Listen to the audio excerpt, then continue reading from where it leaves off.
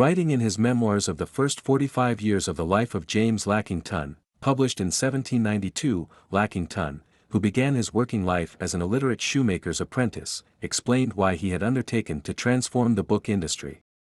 Thousands have been effectually prevented from purchasing, though anxious so to do, whose circumstances in life would not permit them to pay the full price, and thus were totally excluded from the advantage of improving their understandings, and enjoying a rational entertainment.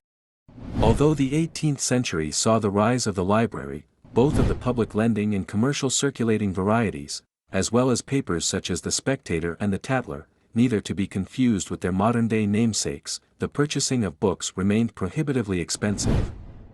Despite advancements since Johannes Gutenberg's invention of the printing press in 1436, books were a commodity reserved for the elite. Given that only an estimated 60% of the adult population were literate, this is not surprising. Yet, to Lackington, the system was broken, and by 1793 he had radically altered it. Born on August 31, 1746, Lackington sold cakes in Somerset from the age of 10, while teaching himself to read. He claimed in his memoirs to have arrived in London in August 1773 with just 2 shillings and 6pence, yet ended his life as the proprietor of the biggest bookshop in London, having democratized the English book trade. At the beginning of the 18th century most book selling was done at auction, which would often also involve a full lunch. Booksellers would both publish and distribute books, negotiating the purchase of manuscripts before editing and printing them, resembling, in effect, a modern publishing house. Hamstrung, too, by the widespread practice of accepting payment in credit, booksellers would discourage customers from lingering or browsing in their precious retail space. Book prices were kept artificially high. Booksellers would purchase large quantities of titles which were not selling well and then destroy up to 3/4 of the stock in order to maintain a high market price. Lackington wanted to create a system where more people had access to books. He achieved this by rejecting normal business practices. He opened his first shop in Chiswell Street, near the Barbican. Alongside books, he originally sold shoes and other items.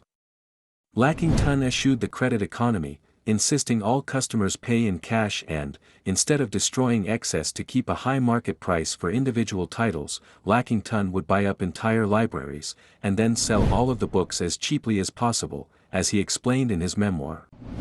I began by marking in every book the lowest price that I would take for it, which being much lower than the common market prices, I not only retained my former customers, but soon increased their number. By 1793, a year after publishing his memoir, Lackington had amassed an inventory of books large enough to open a huge bookstore in the centre of London, the Temple of Muses. Located in Finsbury Square, it was said to have been large enough that a mail coach and 4 horses were driven round the counters at its opening. The shop front was 140 feet long, 4 stories high, and held a supposed 500,000 titles at its peak. It was an international success too, taking regular orders from America and supplying Scotland's early library system. Above the entrance a plaque proclaimed the shop to be the cheapest bookstore in the world. The shop's motto was "Small profits do great things." To emphasize the low cost of his books, another sign stated, "The lowest price is marked on every book, and no abatement made on any article." It is difficult to gauge how different and shocking Lackington's approach would have been to his contemporaries, but certainly his outright refusal to haggle or accept credit as a form of payment, 2 integral parts of 18th century retail trading, would have been insulting to his competitors and some of his customers. But his bargain prices won over the masses, and the Temple of the Muses became a tourist attraction. Lackington retired from the book trade in 1798, leaving the Temple of the Muses to his cousin George. The shop continued to be a success until it was destroyed by fire in 1841. Yet Lackington's pioneering approach to bookselling continues to reverberate. His welcoming attitude to guests, who were encouraged to linger and browse, resembles the approach taken by increasingly rare independent bookstores across the world.